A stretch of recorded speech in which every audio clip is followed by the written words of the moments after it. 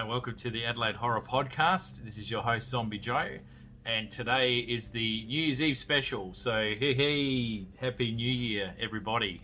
Welcome 2021, and I am going to be reviewing Sweetheart by Blumhouse, which is the movie choice that I picked for 2020. This was my horror movie that I really was impressed with, and that I liked a lot. So that made my number one pick for 2020. After that was Haunt, in the Halloween movie about the kind of mid-20s guys that go and celebrate their Halloween. So they go to an extreme Halloween house to have a bit of fun, and it just turns bad. Turns really bad, and it gets really scary right to the end, and quite intense in a battle of survival, and it's very brutal and very gory. So that's number two pick for me for 2020. So let's get into it. Happy New Year. Let's swig away. And let's get cracking on Sweetheart by Blumhouse. So, Sweetheart was directed by J.D. Dillard. He was the director of Utopia that's coming. It was filmed this year in 2020, and it was also the Twilight Zone remake that's filmed this year in 2020. So it'll be all coming out next year. This year, 2021. So, you're so used to saying next year, you just say it.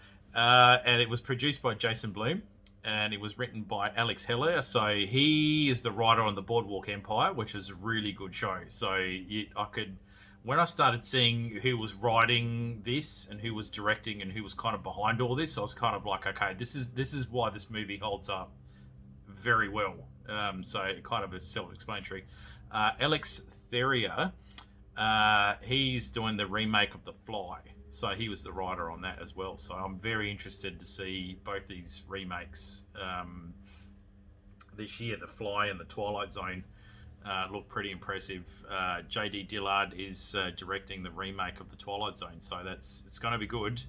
And being an African American director, I'm not sure whether Jordan Peele kind of inspired him, his work, or he's coming up to be the next Jordan Peele. But I was impressed really with his work, so I'm going to keep an eye on him. I think he's going to do great if he keeps going the way he is. Like, Sweetheart is just a testament of how good he is as a director.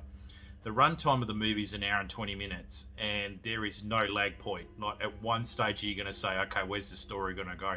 It really, you're invested in the main character, whose name is Jen, played by Kiersey Clemons. It says a lot about her as an actress, that she can engage your attention for 40 minutes before there's other people involved.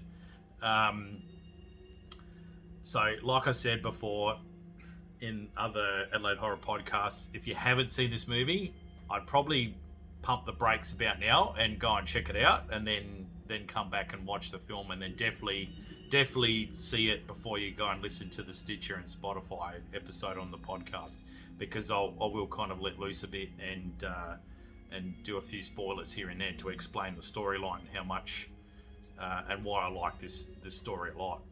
So it's available on Amazon Prime to rent.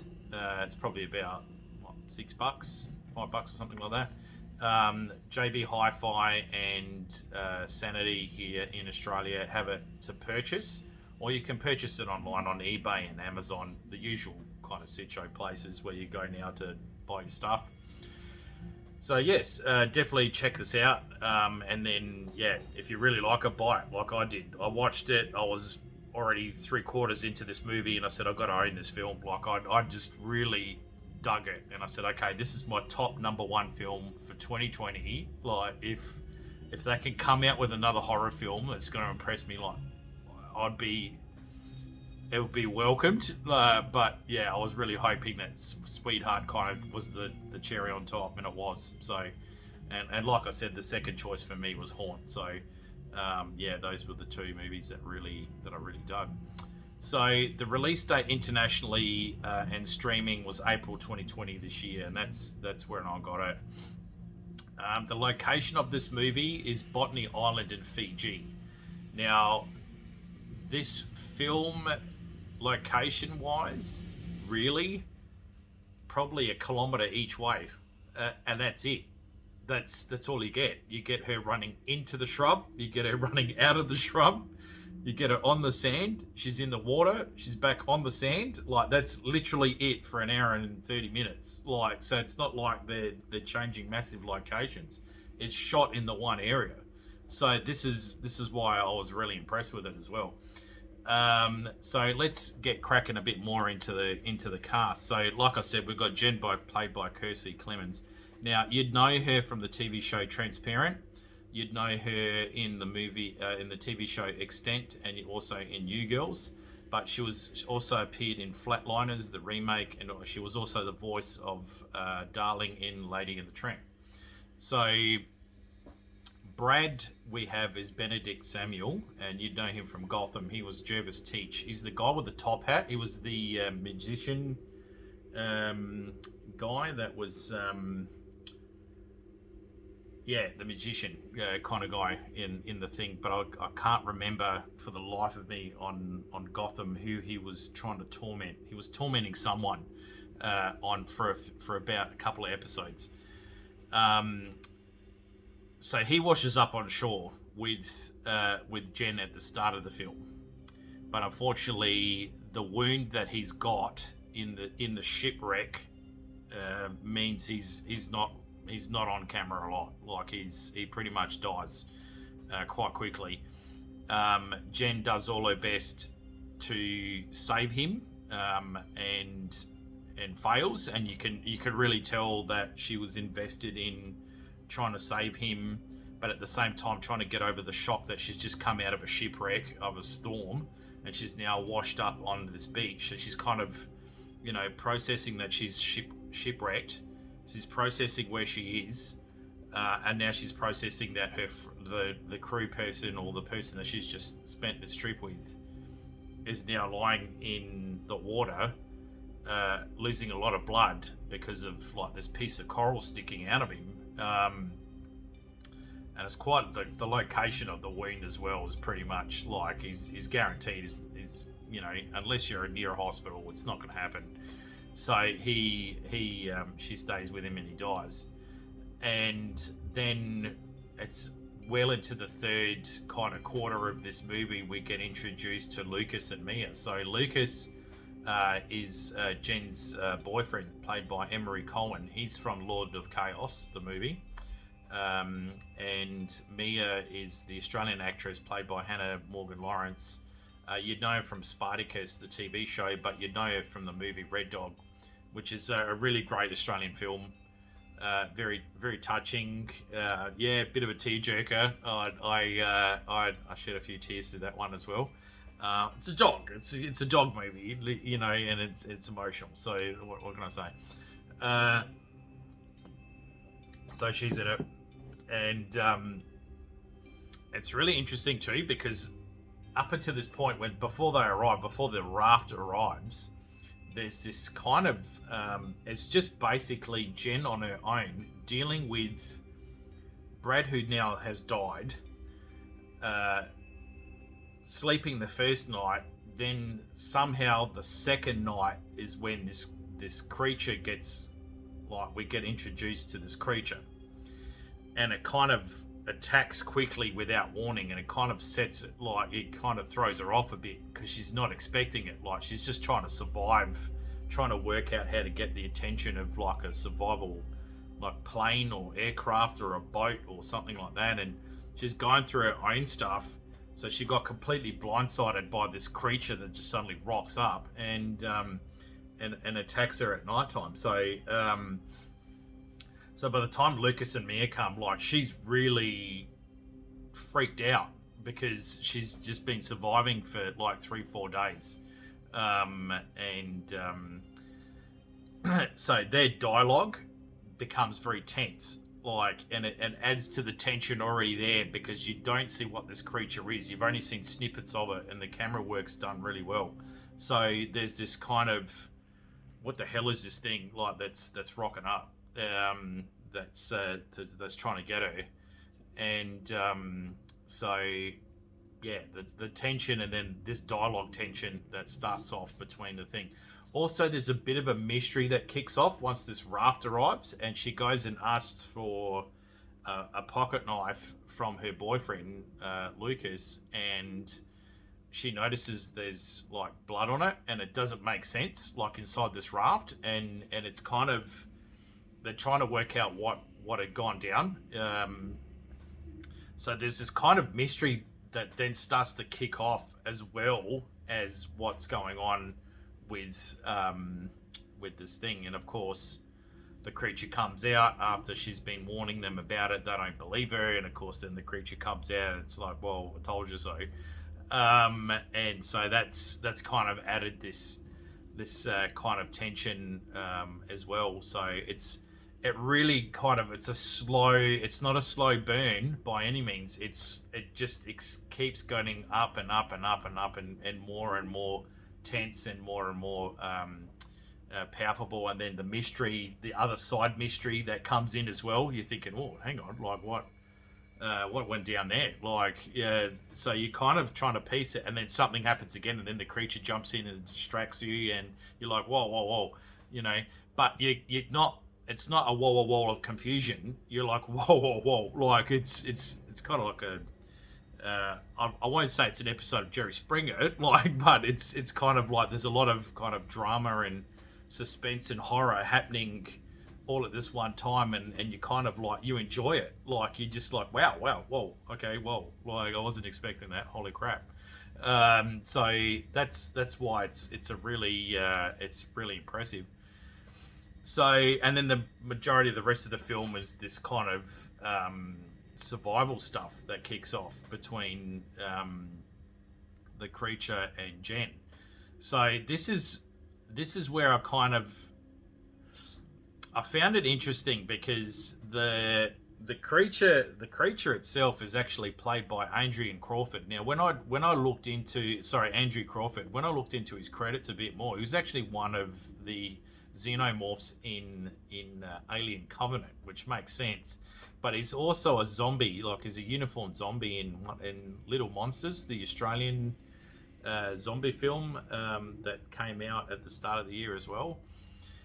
And I thought that was interesting too. And I thought, this guy's got a bit of a career of like really doing creature kind of movements. Like he's so the practical effects in this movie are really, really good. The creature itself, you fall short for it to say that it's ripping off other creatures, but you could see that there was one instance when the creature kind of jumps out, and you have a look at its face, like it finally, you kind of get the reveal within an hour. You start to see this creature, and it's like, it's coming out, it's attacking, so you kind of know what it is by this point. And you look at its face, and it's kind of got this triangular dragon kind of, so it looks like a lot of the dragon stuff that you'd see from, like, say, Game of Thrones, like, but when it was a younger dragon. Then you look at it again, and it's like Pacific Rim, like it kind of had this kaiju kind of semi thing to it as well, and then the standing up bit in the legs and kind of how it moved, it was Alien Covenant. Like I was like, okay, this kind of is like a Xeno. So then when I looked up the credits and it said, this is the guy that's played one of the, I thought, okay, yeah, okay, I get it now. So you've got this combo of these creatures you kind of recognize from other movies, but you can't say, oh, it's ripping that thing off, or it's ripping that creature off, or it's ripping that. It's kind of molded them together, but to a way where the monster's kind of unique in itself, and how it enters the thing. It comes from this giant hole in the ocean. Like she dives at one point and she looks down while she's there, and she sees this hole. And the sand around it is spinning, but it's getting sucked into the hole. So it's like this black hole in the middle of the ocean, like on the ocean floor. So it's kind of a menacing, because it's just black. The darkness in it is just really tense, because you can't see anything. There's no reflection, there's no movement, you can't see nothing. It's pitch black. And so this really creeps her out, thinking, what the hell is that? And then so she swims back to the thing and then gets back onto the shore quite promptly. And still, like, no creature has kind of come out at this point. So she doesn't know what the black hole is. And then and then that evening is when you start putting it close together. So the reveal kind of happens by accident. This is the creature reveal. When the creature comes out the first time, it's really amazing because you don't expect it. It's not, and I'm not going to say how it appears. She's doing something completely different, like altogether. It's got nothing to do with what she was doing, and then bang, this creature's there, and it really kind of, like, she's shocked, scared shitless instantly. You as a viewer are shocked and scared shitless instantly because you're thinking, whoa, like, you know, and she's kind of looking, like, you know, like towards the camera, going, did I just see that? Like, am I tripping? Like, it's like she's what? Like, and that's when she kind of panics and runs back to the tent and this kind of shelter that she's made with this fire, and she kind of hides, and this thing's already on the shore. That's how fast this thing can move, because it was out in the ocean, and it like within her going, what the hell was that, and then running for it, it's managed to clear all this distance and is already on the shore. So it's quite quick in its movement as well. So that kind of adds to this, especially early attention where you don't know what it is and you don't see it. You can hear it. You can hear it moving around the trees and like smashing up her campsite because it's frantically looking for her. So there's this tense mode. She's hiding and it's kind of sniffing around her, and it's sniffing around the campsite, and it destroys the campsite. So there's that tension of hiding from whatever the hell it is. So that I really dug as well, and I really dug the fact that I can't see this creature. It was kind of like this Hitchcock kind of approach where it was a real build-up before we get the reveal of what it is. And like I said, when you see the creature, it's not a disappointment. Like you're just like, oh wow, they kind of went a bit here, they went a bit there with the creature. Okay, fair enough. Like, and what it can do, and yeah, it's pretty impressive. So anyway, you get the reveal, and once that happens, then this movie kicks up a gear, because then you're like, you know, okay, daytime she could kind of move around the place a bit freely, but once dusk, you know, comes, it's that dreaded sunset, and you kind of feel this dread in her, like, oh my god, it's going to come back for me. And so she gets a bit crafty with how she starts to survive, like where she needs to sleep and stuff. So this is the point that impressed me a bit too. You don't really know Jen, right? You just know her as someone that is washed up on shore. She's survived a boat wreck. The person that's washed up with her has now died. Whatever the hell this thing is has already undug the body and took it and left the puddle of blood behind. So it's cannibal, like it's a carnivore. So which is scary, but you see it, but you can't see it, but you can hear it, kind of thing. And it's kind of this whole tense bit. And then it's her just trying to survive. So it's this trial and error montage of her trying to just invent stuff with what she's got to make her existence a bit easier, to help her to hunt and all this kind of stuff. And that's what really impressed me, because it wasn't like suddenly she went from zero to bloody MacGyver, like, and she's like creating all this stuff. It's a lot of trial and error. Like, she tries to create a floaty and it just goes to shit and it doesn't work. But the idea was there, and you're kind of looking at it going, oh, I can kind of see what you're doing with this.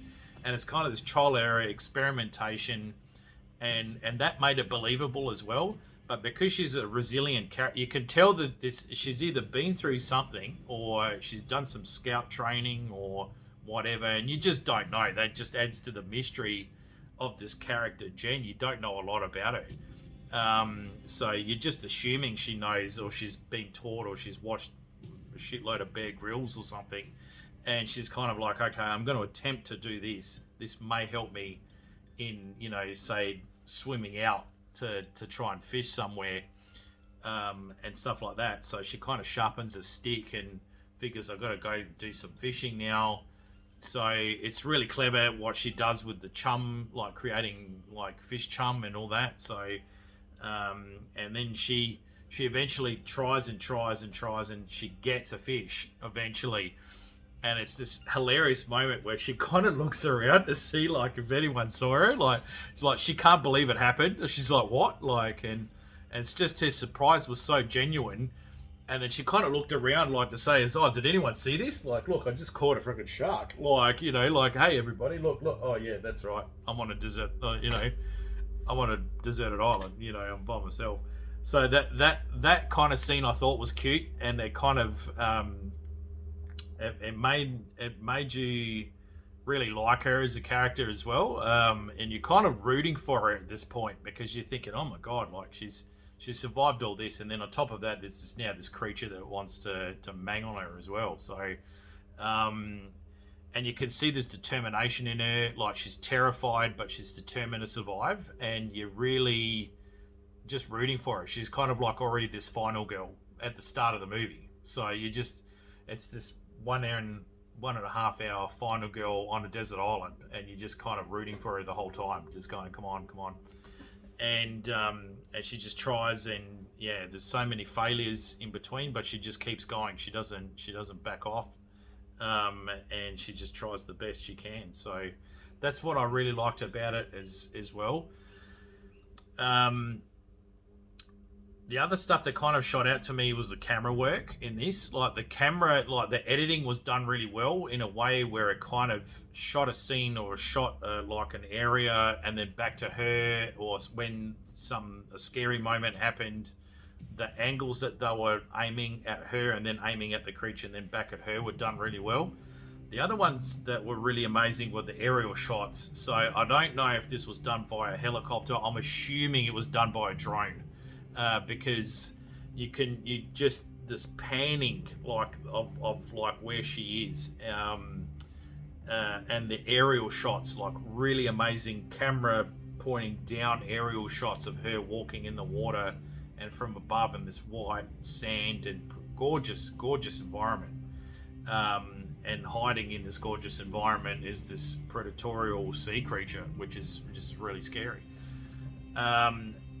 The final scene into the credits, when the camera's panning back and you're seeing the island, and then you realize this island isn't big at all, and then you're really kind of realizing, hang on a minute, this whole entire movie is kind of being shot on this stretch of sand and a shoreline and a bit of the shrub at the back, and it's probably not even, like I said, a kilometer like each way, not even that, like, and that's pretty amazing, like, to just shoot that small area, and to have you invested as a viewer. It was really impressive. So, like I said, the speed of the film is really good. It doesn't ramp straight away, and it doesn't speed up and then have this quick ending that's kind of a bit of a cop out, and you feel a bit cheated. Like, it really builds to this end scene, and then the end scene occurs. And then there's credits, and you're like, yeah, okay. It's done what it's had to do. It's left open. There's no happy ending, yay, here we go. Like, it's not the final scene of The Love Boat. Like, it's like, okay, this has now happened. This is the end of the movie, and that's the end of the story. Like, so you kind of, it's like a window in time. Like, you look into this window, this person, this situation, and you're back out of it again. And you're thinking, wow. So, and there's a few things, and like I said, that weren't answered, but you're not annoyed that it wasn't answered. You're kind of going, okay, that's it. It is what it is. Like, this potentially could have happened as a side story to the main story, which is happening, which is they're getting attacked by a fucking sea creature. So it's at the same time, and like I said, the sea creature's not discriminating. The sea creature's basically saying, it's fish and chips. Like, it's, look, dinner's arrived. Like, you know, fantastic. And oh, hang on, there's another prey that's rocked up on the shore. This is fantastic. I'm going to eat well for a couple of days. So it's really that's kind of the, you know, they're just in the wrong place at the wrong time kind of situation. The other one is like the plot reveals. Now, like I said, you've got this side mystery that kind of kicks off, and what I mean by, when you see the movie, you know what I'm talking about, because it's pretty obvious. It involves the raft, and you're thinking, "Whoa, hang on a minute, like, what's going on here?" So there's this kind of side mystery going on. When she first lands and she's walking around the beach and she's trying to get a feel for where she is and like to start getting a bit of a shelter around her or whatever, she discovers items on this beach, like on the inside the shoreline, and it's been discarded. And the thing that I thought really good about it was that the items were aged. Now, anyone my age and a bit older would recognize these items that were scattered across this kind of bit of shrub. So you can tell originally this must have been the campsite and it got hit. And whoever was there is no longer with you. Like, but it's been scattered to high heaven. And so she was finding items that were really dated. Like, and so, like I said, if you're in your kind of 40s and 50s, you'd recognize these items. And especially the photos, like there's a lot of Polaroid kind of photos in there as well, and a electronic game device. Now that's all I'm going to say, but the moment you see it, you're like, okay, this must have happened at this point of this decade, you know, when this thing is attacked, this group, whether they were shipwrecked there, whether they were just on a yacht and they stopped to enjoy it, whether they were a tour guide, whether they were a bunch of tourists that got dropped off. We don't know their story at all. So this is the second mystery that's kind of sitting there, and you're like, oh, okay, like what happened there? But then something else happens. Like I said, you get kind of like pleasantly distracted with that, and it kind of builds this, oh, what the, like, whoa, what's going on with this island? And so you're not annoyed that you can't work out what this mystery is, but you're kind of going, whoa, okay, this is pretty cool. So this is kind of the vibe that I was getting when I was watching this, and this is why I really dug this film, because I was thinking, okay, this is getting like really, and then you get distracted with the creature, then you get distracted with the two other characters, then that kind of goes where it goes, and then the creature, and Jen again, and the kind of and then the end of the movie. So by this point, you're kind of going, oh, okay, I wonder what happened, like, with that, and what happened with them. Okay, all right, like, and that's the movie. Like, and that's why I like it. It's less is best, and it doesn't kind of try and jam all these other things in there, or try and over-explain it, or have this kind of info dump in the middle of the film. Like, it's none of that, and that's what makes this movie really good. Like, it's like, this is what it is. Deal with it. Like, this is, you know, it's a mystery. You're not going to solve it. So, whatever. Like, some mysteries you can't solve. So, it is what it is. It's creepy. It's an unsolved mystery. So, and that's what I really liked about it as well. I really dug that. So, and then, like I said, the special effects of this as well. And there's one particular special effect which I thought was very well done.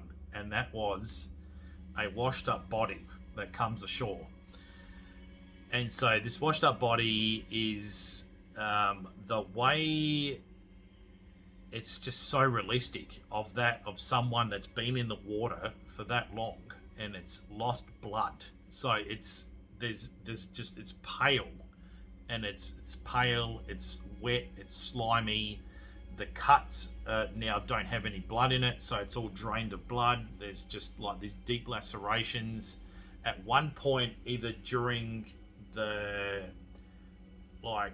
you don't know whether it's been eaten, like you don't know the situation, but the nose had been broken, and there was bruising on the nose, like where the nose had been cracked, like, but there was like veins as well, and I just paused it and just looked at it, and I was like, that is amazing how real that looks. Like that, and it, I thought, geez Louise, they didn't use a real body. Like, but the special effects, and like, I was just, that corpse alone impressed me, because I just thought, okay, it's a dude that's washed up. Like, he tried to survive, he died. Like, he had a life vest on him, but he died in the water. And then it's been those couple of days, nights, whatever, and his body now has made it to the shore like everyone else. And like I said, just the wounds that he sustained and how the body looked, and the special, it was just amazing. And I was just like, hands down, 10 out of 10 for that special effects group that did that body. It was just so well done. And it wasn't like a bloated, disgusting body, like,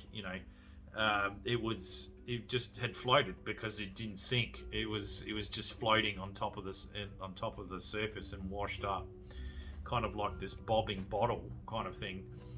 And it's just the skin tone, and I was just amazed by that. I thought, wow, I'd really love to learn how to do a special effect like that, or watch them make it. So it was really good. So well done on that point too. So that's the reason why. So this movie for me is getting a 9 out of 10. I really dug it. So this is kind of the 4th time now I've seen this movie. I'll happily sit down and watch it again. Like, it's really well done. And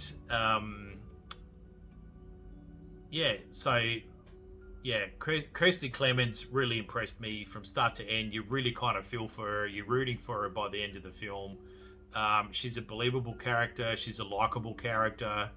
And then when these other two kind of show up, like, and her boyfriend shows up with this girl on a raft, and like I said, there's got this tension. You're trying to work out what's going on with them. Like, have they, has the event made them want to break up, or have they just has she kind of worked out that he's a bit of a dick, or is he working out, there's something in Jen that's changed, and they're kind of struggling at this point whether they want to trust each other all of a sudden. It's just really odd. Like, it's just, so something's gone down on this boat. And like I said, and this is where that dialogue comes in as well, that real tense dialogue. And you're kind of like, you're this viewer watching it going, what the hell is going on? Like, but in a good way. So that's why I thought it was really great. So yeah, cool. So anyway, that's 2020's Sweetheart by Blumhouse. High recommend for me. Definitely go and check it out. Or just write in the comments what you thought about it. If you'd already seen this movie, write in the Facebook comments that you really dug it, or what you thought about it. So yeah, or actually just add what your 2020 horror film was. Like, what movie did you really dig as well? There's a few that I've been listening to on podcasts, like the end of year kind of episodes now, that have been popping up, and Colour of Space was thrown around a lot with Nicolas Cage, and I just haven't seen it yet, and I'm very keen to check this out. So if they're chucking around like H.P. Lovecraft, I'm like, yeah, I'm there. So I'm definitely got that down to check out, so I keep missing it. So hopefully I don't watch it and go, oh my god, I should have done this as number one. But if not, doesn't matter. I'm sticking to Sweetheart. That's fine. And I'm okay with my choice. So yeah, Haunt, number 2 choice for me, 2020, and Sweetheart, number one choice for 2020. So cool. Anyway, so Happy New Year, everyone. Here's to a 2021 that's going to be great. Good times, healthy, good mental health, good finances, joyful times with family and friends. Let's get some good vibes happening in this movie, and good horror films as well. So here's to it. Cheers. And with that, this is Zombie Joe signing out, and I'll see you next time in the crypt. And next episode is going to be number 16, and it's going to be my 1 year anniversary of Adelaide Horror Podcast. It's already 1 year since I shot my first episodes, and got the idea when I was this time I was overseas in the Philippines with family. So we were, and this is where I kind of came up with the idea of Adelaide Horror Podcast, and I was busily sketching logos and plot ideas and how I wanted the show to go, and it's 12 months later, I can't believe it's already been a year. So cool, and it's definitely been a learning experience. But anyway, I'll get into that in episode 16. So anyway, happy New Year, everybody, and have a good one, have a safe one, drink up, and just put 2020 to bed, and good vibes going into 2021. Cool, and I'll see you next time in the crypt.